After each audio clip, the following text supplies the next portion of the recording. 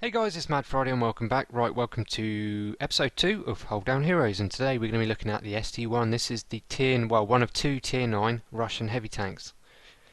It's completely different to the IS-8. They share the same gun, but the IS-8 is more of a more mobile tank for scooting around, getting shots in where you can, whereas this thing's a bit slower, but you can just drive up to the enemy, get hold down, and do some serious work. So let's have a look around it and we'll see why it's so good for getting in people's faces. Start with the turret, start with the gun mantlet, very thick all of the way round. Some very impressive numbers there. There is one small patch there, tier 10 tank destroyers might be able to get through, but never mind, it's only a very small patch.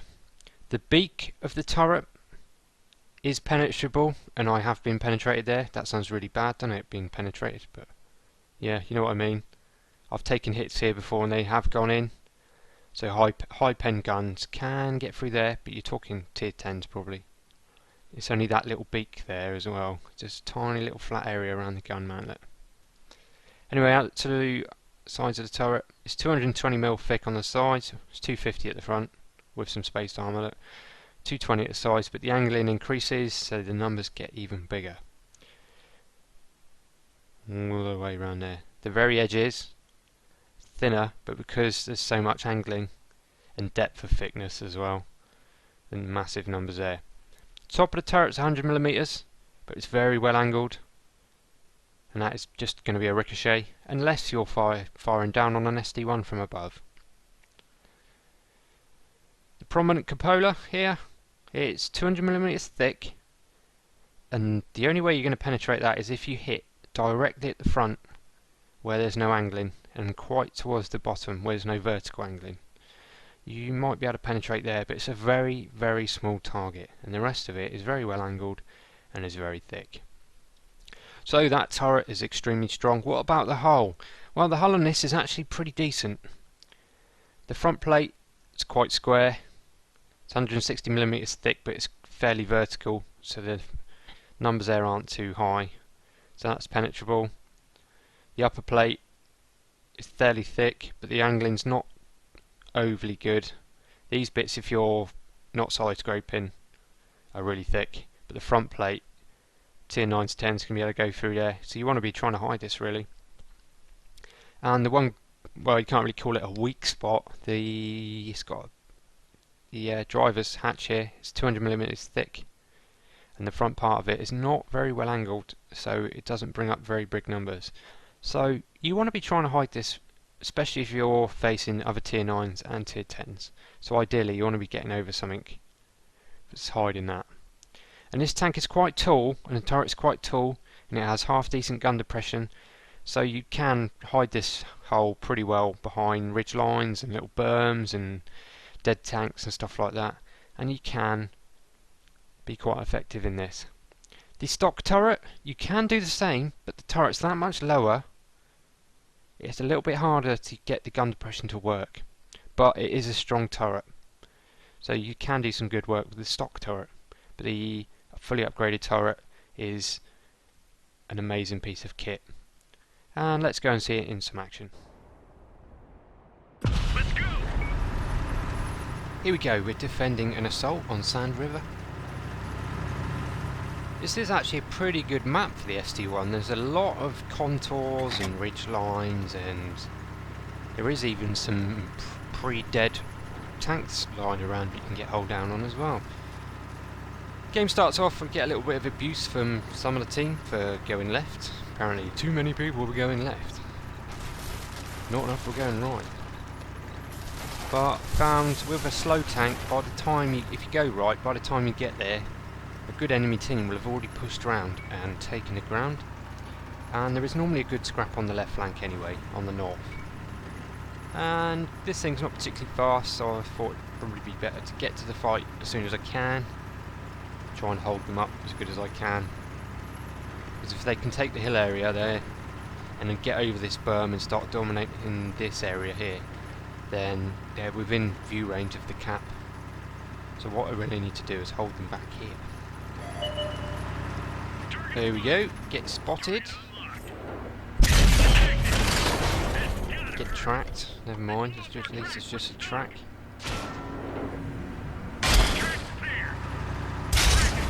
Crew get the tracks on pretty quick. Got half decent crew on here, but I do take my first bit of damage there, and it was quite a meaty shot.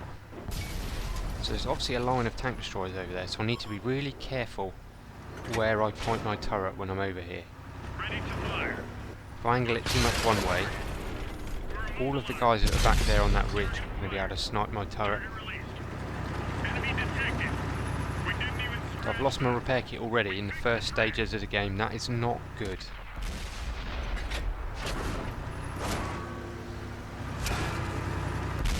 And to be honest, the start of this game doesn't particularly go very well. Tiger appears, get one into him. There's a WZ-111, what do you call it, lots of ones and a 4 there. That's a very good tank for going hold down, but he doesn't have the height and the gun depression that this tank does. So that is just allowing me to keep him back at the minute. There he is again. He pushes too far, shows his lower plate. But he has to get the gun depression to fire over, so he's in a situation there which I'm not really having to deal with at the minute.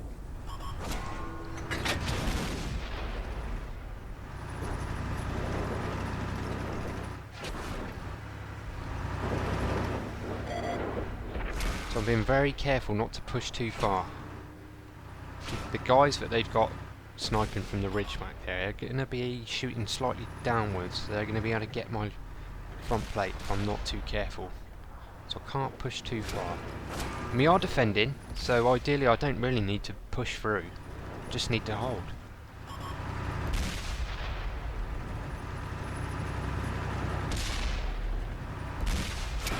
Luckily there's no artillery. If there was artillery, I probably wouldn't be able to do this as effectively.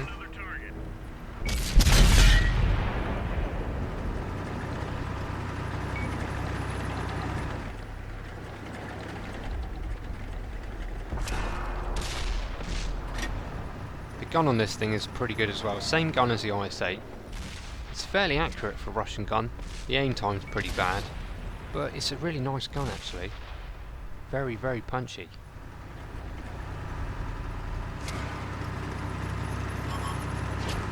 You can always tell the difference between the BL9 and this gun. The BL9 has like a very square muzzle brake right on the end, whereas this, the muzzle brake, if it is a muzzle brake, is further up the barrel.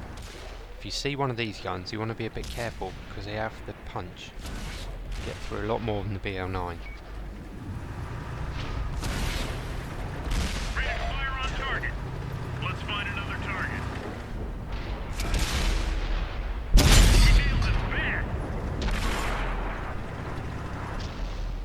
Being a bit careful. I know it's only an IS, but if he has loaded up APCR, he will be able to go through the front plate.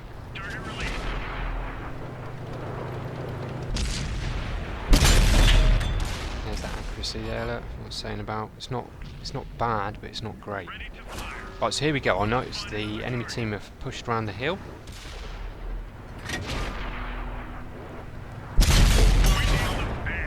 Take a hit there from the E50. This whole match going to be having a bit of a duke with him, a bit of jousting.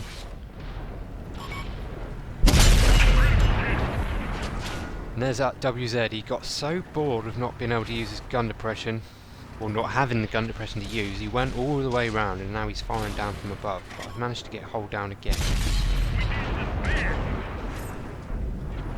Snipe out the E50's lower plate there and put a shot into his engine.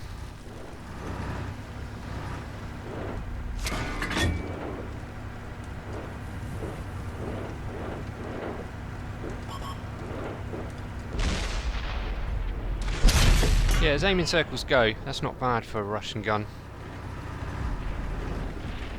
If this was like a tier 7 match or something and I was in the IS, most of these shots would just whiff up and bounce basically.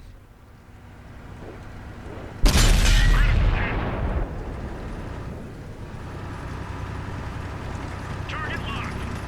Target released. If you're in sniper view a long time, the way to sort of guarantee your hull down is just to keep yourself in a position where your aiming reticle is just over the cover you're using, and then you'll know that you're pretty much guaranteed to be hiding all of your lower plate.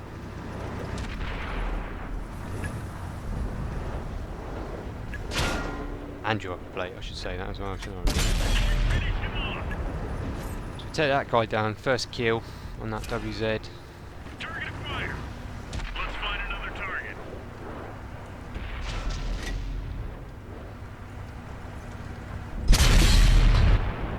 The guy in the E50 does play a good game, really. He is making it hard for me, unlike some of them. Like I said, this is just a defence. I don't need to go steaming off and kill them all. I just have to hold.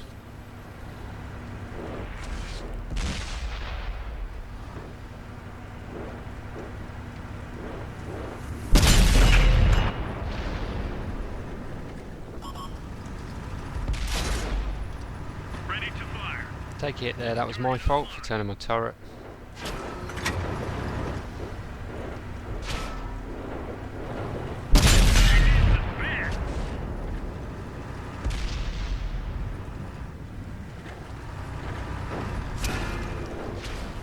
The amount of shots we're just bouncing is ridiculous. It's absolutely ridiculous. This turret is so good.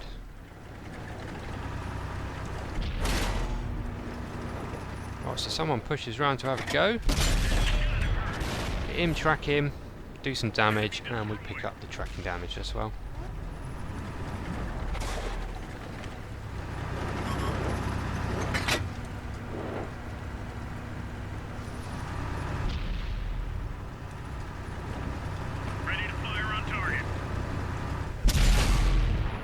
That was a bad shot. Just didn't quite have the gun depression. That guy gets away. But that dead T29 there has given me an opportunity to actually push up and round now. We nailed it back. We've lost the target. Shielding me from the E50. Target locked. Target released. I'll take a hit there. I'm exposing the side of my turret to the E50, and he's taking advantage of it. Although we're almost out of time, I was really just trying to get some more damage done, really. It was a bit greedy of me. E50's front plate again, take his engine out, and I exposed my hull, and he takes advantage of it. But I've done my job. I've held them off for quite a well, over 9 minutes we've held them off. And then there's no way they can cap now. And the rest of our team, some of them are just loitering around. Here's the two heavies that were behind me. Freedom has gone round into their spawn. And a little chappy. The tortoise is going around wrecking things. Now it's only that E50 left now. It did cause me a few problems, but I did my job. Doesn't matter if I'm dead. Got a few kills, done plenty of damage, and I've bounced a ridiculous amount of shots. And I've done my job. Well, I died there really because I got a little bit too greedy. I was looking for damage because the timer was running out. If I was worried about my kill-death ratio, I probably would have just stayed hold down and let the game timer run out. But I wanted to do some damage. And I did get a couple of extra shots in before I died. Anyway, nice amount of silver, decent amount of experience, 6,219 damage, only 21 assists, but we blocked 4,470 there. Not bad at all. Picked up a high caliber and a mastery 1. Right, there we go guys, Hold Down Heroes episode 2. SD1 is one of the best tanks in the game for going hold down. The turret is so strong. The only time it struggles is against very tall tanks, i.e. the mouse. If you're in a mouse and you're fighting an SD1, there is a lot of opportunity to fire down on top of their turret, but it doesn't happen very often. So the SD1 is on average one of the strongest tanks in the game, tier for tier. Even in a tier 10 game, it can hold its own. Right guys, hope you enjoyed that episode. Please give it a like if you did. Please sub if you're not, and I'll catch you next week. Cheers guys, see you later.